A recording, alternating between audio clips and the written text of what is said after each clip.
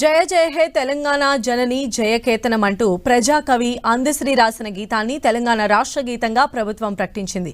తెలంగాణ ఉద్యమం సందర్భంగా 2003 మార్చి 2న కామారెడ్డిలో జరిగిన తెలంగాణ ధూమ్ధామ్ సభలో తెలంగాణకు ఓ గీతం ఉండాలన్న ఆలోచనతో 4 చరణాలతో అప్పటికప్పుడు ఈ గీతాన్ని రచించారు.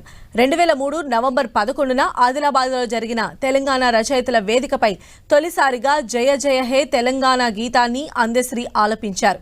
అప్పటి నుంచి ఆ పాటను ఉద్యమ గీతంగా పాడుతూనే ఉన్నారు. తాజాగా సీఎం రేవంత్ రెడ్డి అందశ్రీ ఆలపించిన ఈ పాటను తన ఇన్స్టా వేదికగా పంచుకున్నారు. మొత్తం 12 చరణాల జయ జయ హే తెలంగాణ పాట 9 డిసెంబర్ 2009న రాష్ట్ర ఏర్పాటు ప్రకటన తర్వాత కోట్లాది మందికి చేరింది. ఈ పాట రచయిత అందశ్రీ ది వరంగల్ జిల్లా జనగామ సమీపంలోని రేబర్తి తెలంగాణ ఉద్యమంలో ఎందరికో స్ఫూర్తి కలిగించిన జయ జయ హే తెలంగాణ పాట ఇప్పుడు రాష్ట్ర గీతంగా ప్రభుత్వం ప్రకటించిన నేపథ్యంలో సర్వత్రా హర్షం వ్యక్తమవుతోంది.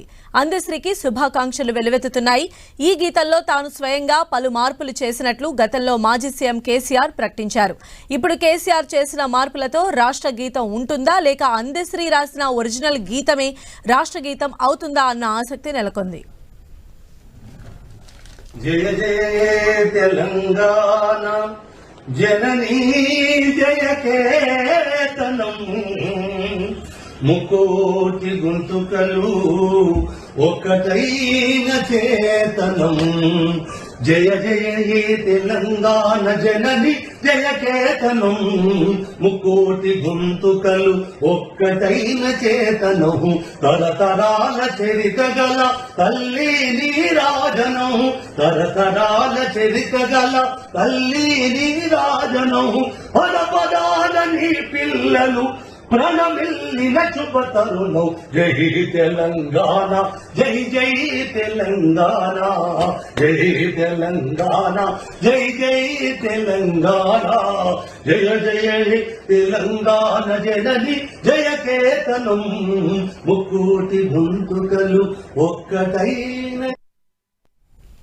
గతంలో సీఎం రేవంత్ ప్రత్యేక ఇంటర్వ్యూలో అందశ్రీ ఏమన్నారో ఒకసారి చూద్దాం. నేను తెలంగాణకు పెట్టని కోటను అనను. తెలంగాణ పెట్టిన కోటనే నేను.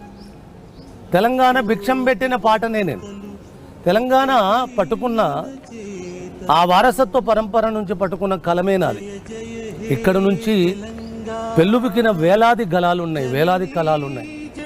వాళ్ళందరూ నా ముందుండడం వల్ల నేను ఇది గమనించే అటువంటి పాఠము.